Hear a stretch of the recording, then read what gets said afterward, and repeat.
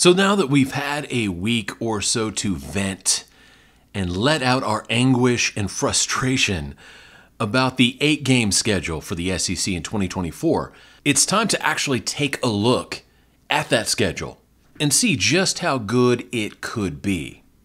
So without further ado, here are my 2 things about the SEC schedule in 2024.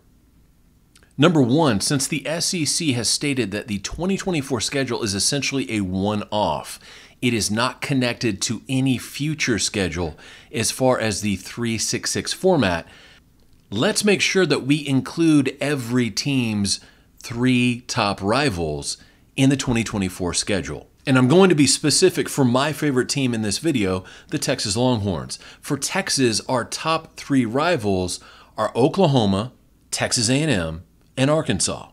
So in the 8-game 2024 schedule, having those 3 teams on the schedule is a must. It is a must-have.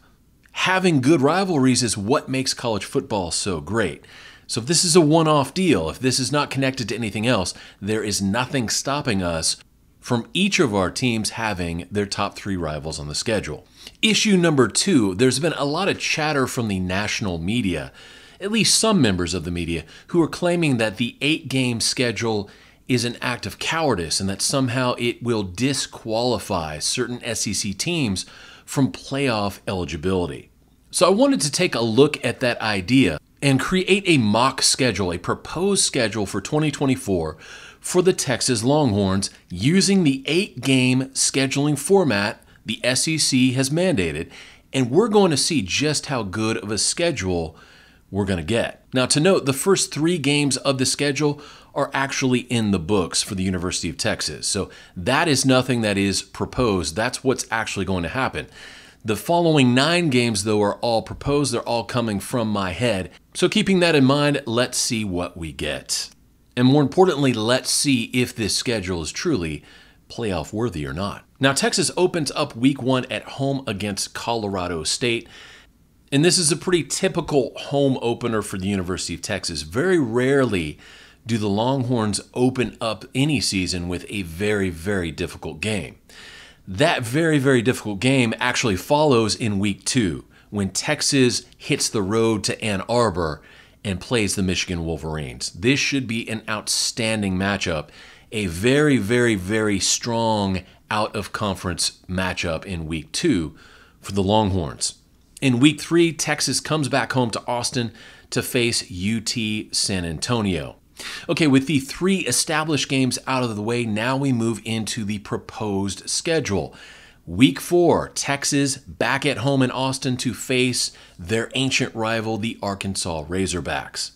Arkansas, one of the arch rivals for the University of Texas. This rivalry goes back to the early days of the Southwest Conference, and this is one of those games we need to have back in that regular rotation in the SEC. Traditionally, this is a game that's been played right at that 4 or 5 week marker. So this game comes at the precise right time historically for the University of Texas, and it being a home game just makes it that much more fun. Week 5, Texas hits the road and goes to visit Missouri, another team Texas has some history with, this time in the Big 12 Conference. So the second SEC game and the first road game of the SEC era sees Texas going to Missouri to play the Tigers. Week 6, Texas comes back to Dallas to play the Red River Shootout against arch rival Oklahoma.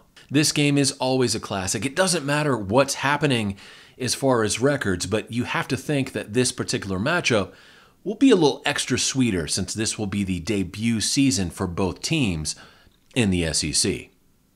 Week 7, the Horns come back home to face the Tennessee Volunteers. This is a game a lot of people have circled as far as potential SEC rivals. There's a lot of shared history between the states of Texas and Tennessee. Both teams wear orange. Both teams claim to be the, quote, real UT, unquote. So this seems like a nice, natural, fun rivalry that could develop in the SEC. And I think this would be a great game to follow up the Red River Shootout with. Week 8, Texas on the road again, going to face South Carolina to play the Gamecocks on the road. in Columbia. And this should be another fun game and a nice road test for the University of Texas. Week 9, this is another premier matchup for the Longhorns. The Road Warriors back on the road to Athens to play the University of Georgia Bulldogs.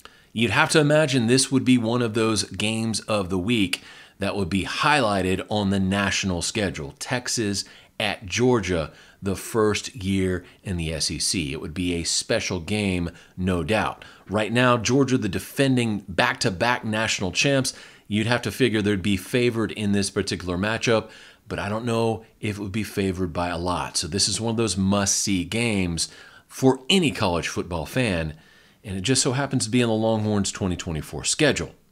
Week 10, Texas comes back home to play the Ole Miss Rebels. The last time these two teams faced off was a home-and-home series in 2012 and 2013, respectively. Texas winning the 2012 matchup in Oxford 66-31. Ole Miss repaying the favor in 2013 and picking up a win in Austin by a score of 44-23. I remember the excitement at that home game in Austin when Ole Miss came to town. I would expect no difference in 2024. I think that would be a very fun game to attend.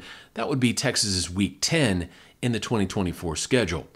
Now, because 2024 is a one-off 8-game schedule, in Week 11, Texas would have to find an out-of-conference opponent. I've penciled in Rice University. These two teams have a long and storied history playing one another. So for Week 11, Texas trying to find that out-of-conference game to fit into the schedule. The Rice Owls are a great fit, and you'd have to think Texas would be heavily favored against Rice at home. Finally, this brings us to Week 12, the last game of the season, and I've got Texas at Texas A&M. The resumption of this rivalry is one of the many highlights of Texas joining the SEC. This is a game a lot of college football fans have wanted back across the country, and a great deal of them, of course, within the state of Texas. Now, recently we've heard a lot of crying from Texas A&M saying that they demand having this game being played at College Station. And I don't see a problem with that. I really don't care where the first game is played as long as it is played. So I've got Texas on the road in College Station in Week 12, playing in-state rival Texas A&M in the Lone Star Showdown. And this will be a fun game. Another one of those games where you just throw the records out. It doesn't matter what's going on because both teams really want to win this one. And that is the proposed 24 schedule for the University of Texas in a nutshell. Now, to the criticism that we've heard about the 8-game schedule in the SEC being too weak and no one's going to make the playoff and it's the worst thing ever, if you take a look at this schedule, there is nothing wrong with this lineup. This is a very much playoff-worthy docket for the University of Texas in 2024. And it doesn't really matter where UT is coming in at that playoff, if they're ranked really high in the top slot or the top 4 slots, or if they're just trying to sneak their way into a 10 through 12 slot. The strength of this schedule is far and away superior and certainly adequate enough to get them in to that playoff if they're on the bubble. Now, the SEC is set to debut the real 2024 schedule on June the 14th. So about a week away from the time of this broadcast. I think all of us are very anxious to see how that turns out. I think every SEC fan of every SEC team really is curious to see how this is going to be arranged. And so to the SEC commish, to the executives of the Southeastern Conference, number one, you got to get the rivals on the schedule. And number two, this schedule, the way that it could work out for each of our 16 teams, there should be no question about the validity of this schedule, about the strength of this lineup for the SEC in 24. Not only is it good enough to make any of those 12 spots in the playoff, I would put this level of scheduling against anyone else in the country. Having said all that, of course, I'd love to hear what you have to say. SEC fans, SEC haters, you're more than welcome to leave your comments in the comments section. Keep it reasonably respectful, but I want to hear what you have to say. Do you agree? Do you disagree? Are you somewhere in the middle? This is Kevin in Texas saying God bless each and every one of you. I'll talk to you later.